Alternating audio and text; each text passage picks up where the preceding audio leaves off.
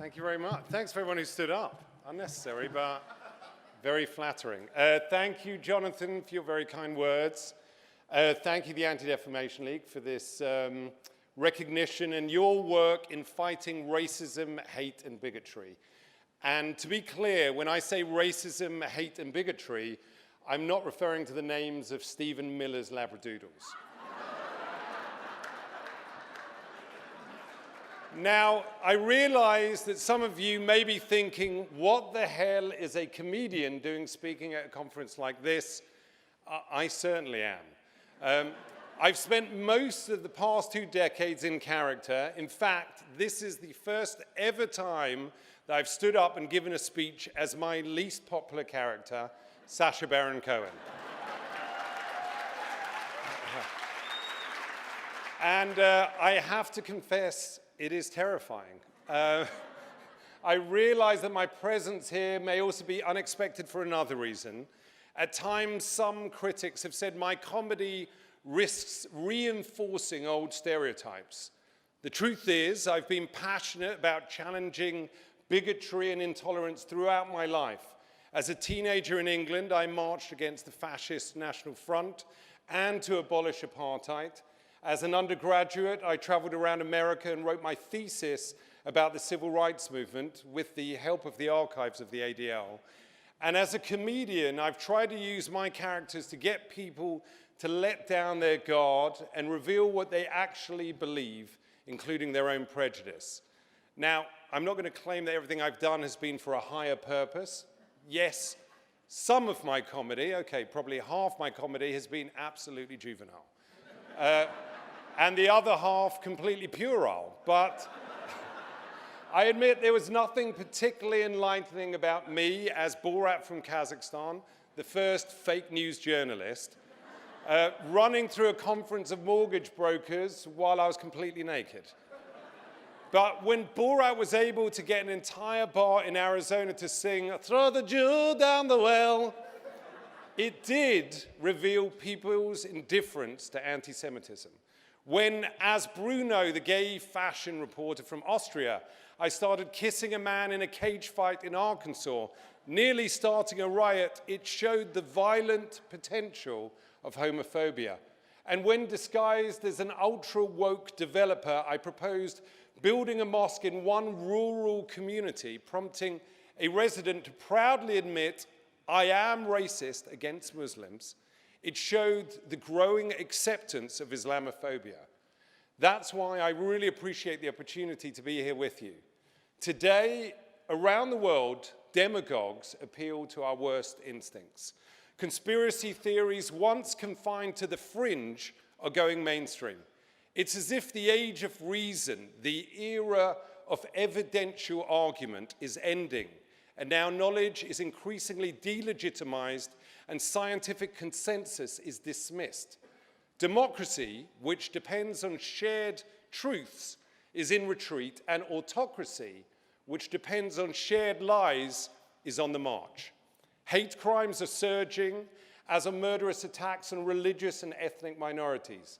Now, what do all these dangerous trends have in common? I'm just a comedian and an actor, I'm not a scholar, but one thing is pretty clear to me. All this hate and violence is being facilitated by a handful of internet companies that amount to the greatest propaganda machine in history. The greatest propaganda machine in history. Let's think about it. Facebook, YouTube, and Google, Twitter, and others, they reach billions of people. The algorithms these platforms depend on deliberately amplify the type of content that keeps users engaged. Stories that appeal to our baser instincts and that trigger outrage and fear. It's why YouTube recommended videos by the conspiracist Alex Jones billions of times. It's why fake news outperforms real news, because studies show that lies spread faster than truth. And it's no surprise that the greatest propaganda machine in history has spread the oldest conspiracy theory in history, the lie that Jews are somehow dangerous. As one headline put it, just think what Goebbels could have done with Facebook. On the internet, everything can appear equally legitimate. Breitbart resembles the BBC. The fictitious protocols of the Elders of Zion look as valid as an ADL report, and the rantings of a lunatic seem as credible as the findings of a Nobel Prize winner. We have lost, it seems, a shared sense of basic facts upon which democracy depends. When I, as the wannabe gangster Ali G, asked the astronaut Buzz Aldrin, what was it like to walk on the sun? The joke worked because we, the audience, shared the same facts. If you believe the moon landing was a hoax, the joke doesn't work. When Borat got that bar in Arizona to agree that Jews control everybody's money and they never give it back, the joke worked because the audience shared the fact that the depiction of Jews as miserly is a conspiracy theory originating in the Middle Ages. But when, thanks to social media, conspiracies take hold, it is easier for hate groups to recruit, easier for foreign intelligence agencies to interfere in our elections, and easier for a country like Myanmar to commit genocide against the Rohingya.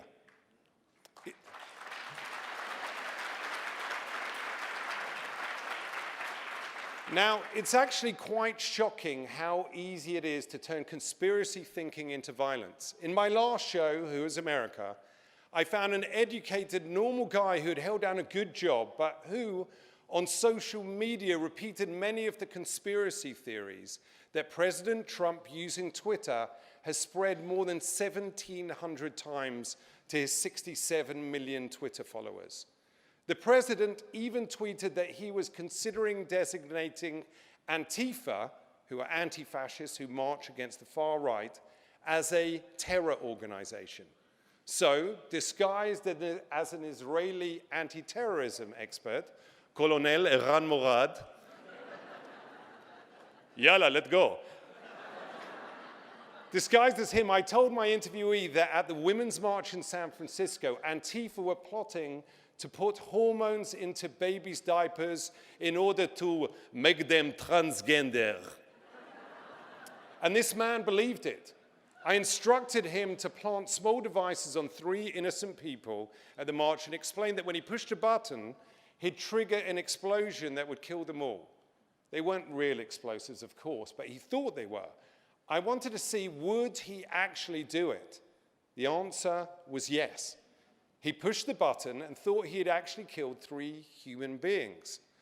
Voltaire was right when he said, those who can make you believe absurdities can make you commit atrocities. And social media lets authoritarians push absurdities to billions of people. Now, in their defense, these social media companies have taken some steps to reduce hate and conspiracies on their platforms, but these steps have been mainly superficial. And I'm talking about this today because I believe that our pluralistic democracies are on a precipice, and then the next 12 months and the role of social media could be determinant. Now, British voters will go to the polls while online conspiracists promote the despicable theory of the Great Replacement, that white Christians are being deliberately replaced by Muslim immigrants. Americans will vote for president while trolls and bots perpetuate the disgusting lie of a Hispanic invasion. And after years of YouTube videos calling climate change a hoax, the United States is on track a year from now to formally withdraw from the Paris Accords.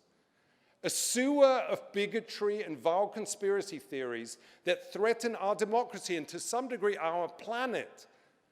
This can't possibly be what the creators of the internet had in mind. I believe that it's time for a fundamental rethink of social media and how it spreads hate, conspiracies, and lies.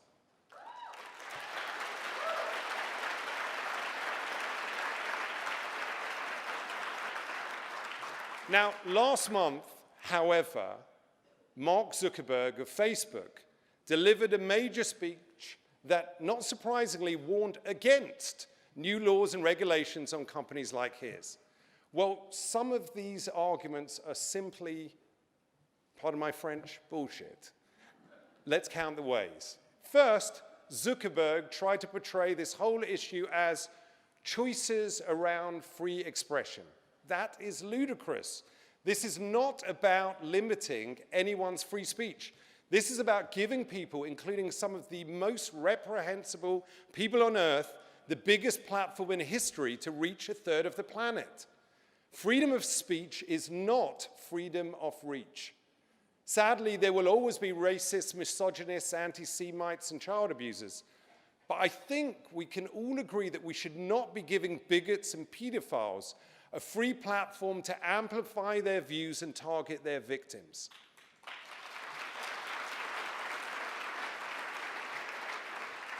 Second, Mark Zuckerberg claimed that new limits on what's posted on social media would be to pull back on free expression. This is utter nonsense. The First Amendment says that, and I quote, "Congress shall make no law abridging freedom of speech." However, this does not apply to private businesses like Facebook. We're not asking these companies to determine the boundaries of free speech across society. We just want them to be responsible on their platforms. Now, if a neo-Nazi comes goose-stepping into a restaurant and starts threatening other customers and saying he wants to kill Jews, would the owner of the restaurant, a private business, be required to serve him an elegant 8-course meal? Of course not. The restaurant owner has every legal right, and indeed, I would argue, a moral obligation to kick that Nazi out. And so do these internet companies.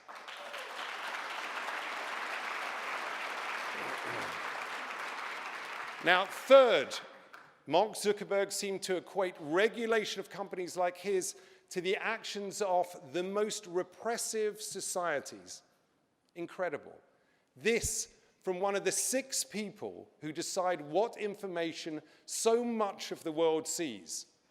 Zuckerberg at Facebook, Sundar Pichai at Google, at its parent company, Alphabet, Larry Page and Sergey Brin, Brin's ex-sister-in-law, Susan Wojcicki at YouTube, and Jack Dorsey at Twitter. The Silicon Six. All billionaires, all Americans who care more about boosting their share price than about protecting democracy.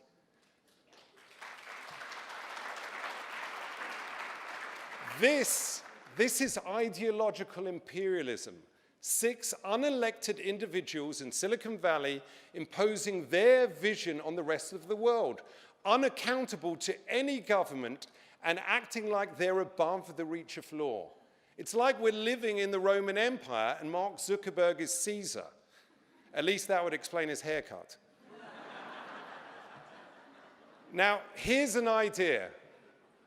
Instead of letting the Silicon Six decide the fate of the world, let our elected representatives, voted for by the people of every democracy in the world, have at least some say. Fourth, Zuckerberg speaks of welcoming a diversity of ideas. And last year he gave us an example. He said that he found posts denying the Holocaust deeply offensive, but he didn't think Facebook should take them down because I think there are things that different people get wrong.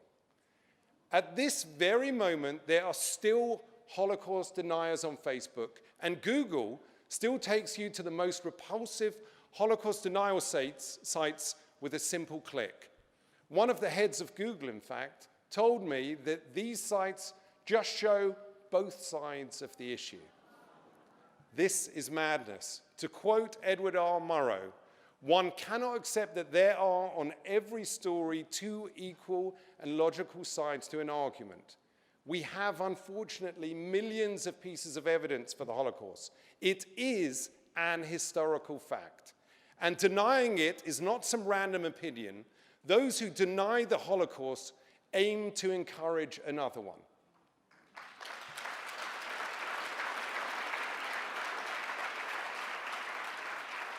Still, Zuckerberg says that people should decide what is credible, not tech companies. But at a time when 2/3 of millennials say that they haven't even heard of Auschwitz, how are they supposed to know what's credible? How are they supposed to know that the lie is a lie? There is such a thing as objective truth. Facts do exist.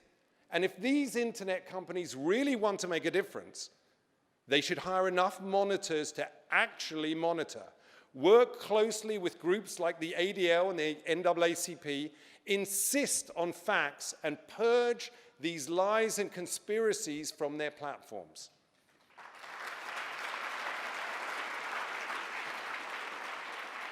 Now, fifth, when discussing the difficulty of removing content, Mark Zuckerberg asked, where do you draw the line? Yes, drawing the line can be difficult. But here's what he's really saying. Removing more of these lies and conspiracies is just too expensive. These are the richest companies in the world, and they have the best engineers in the world. They could fix these problems if they wanted to.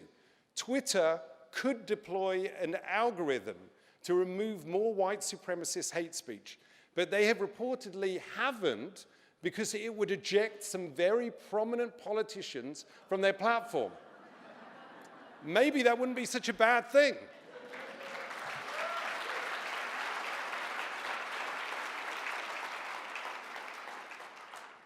The truth is, these companies won't fundamentally change because their entire business model relies on generating more engagement, and nothing generates more engagement than lies, fear, and outrage.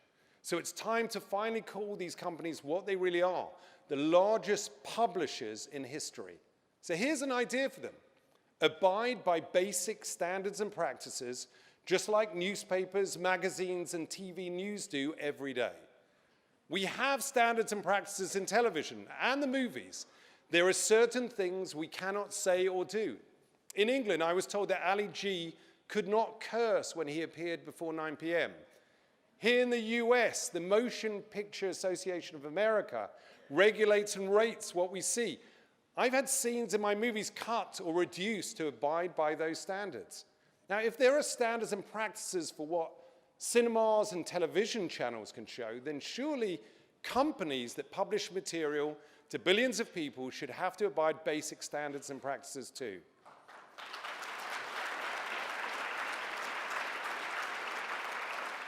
Take the issue of political ads, on which Facebook have been resolute. Fortunately, Twitter finally banned them. And Google, today I read, is making changes too. But if you pay them, Facebook will run any political ad you want, even if it's a lie.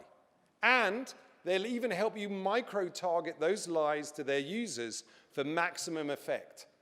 Under this twisted logic, if Facebook were around in the 1930s, it would have allowed Hitler to post 30-second ads on his solution to the Jewish problem.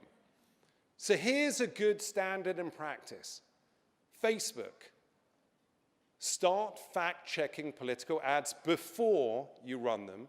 Stop micro-targeted lies immediately. And when the ads are false, give back the money and don't publish them.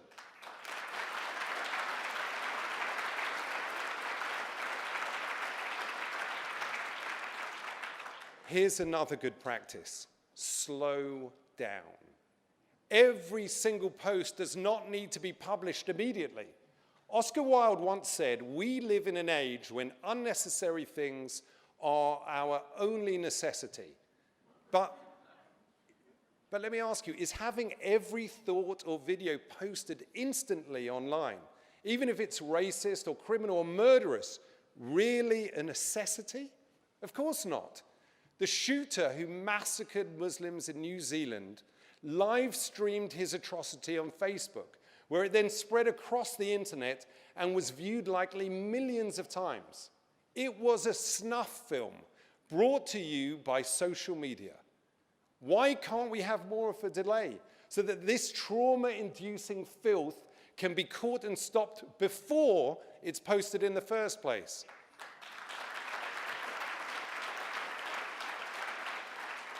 Finally, Zuckerberg said that social media companies should live up to their responsibilities.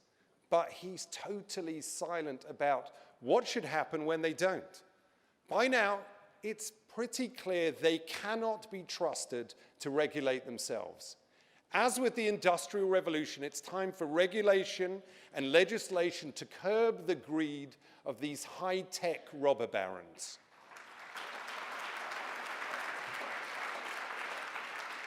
In every other industry, a company can be held liable when their product is defective. When engines explode or seatbelts malfunction, car companies recall tens of thousands of vehicles at a cost of billions of dollars. It only seems fair to say to Facebook, YouTube, and Twitter, your product is defective. You are obliged to fix it, no matter how much it costs and no matter how many moderators you need to employ.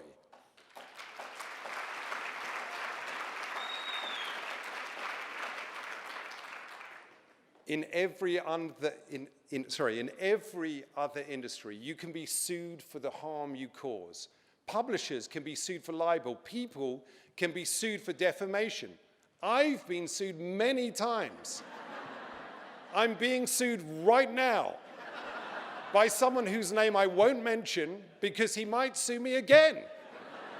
But social media companies are largely protected from liability for the content their users post, no matter how indecent it is, by Section 230 of, get ready for it, the Communications Decency Act. It's absurd. Fortunately, internet companies can now be held responsible for pedophiles who use their site to target children. So I say, let's also hold these companies responsible for those who use their sites to advocate for the mass murder of children because of their race or religion.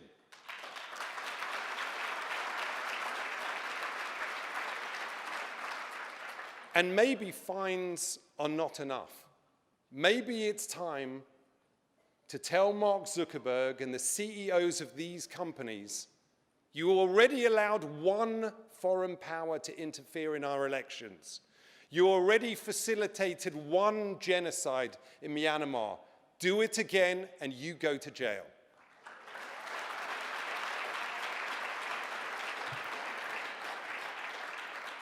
In the end, it all comes down to what kind of world we want. In his speech, Zuckerberg said that one of his main goals is to uphold as wide a definition of freedom of expression as possible. It sounds good. Yet our freedoms are not only an end in themselves, they're also the means to another end. As you say here in the US, the right to life, liberty, and the pursuit of happiness. But today these rights are threatened by hate, conspiracies, and lies. So allow me to leave you with a suggestion for a different aim for society. The ultimate aim of society should be to make sure that people are not targeted, not harassed, and not murdered because of who they are, where they come from, who they love, or how they pray.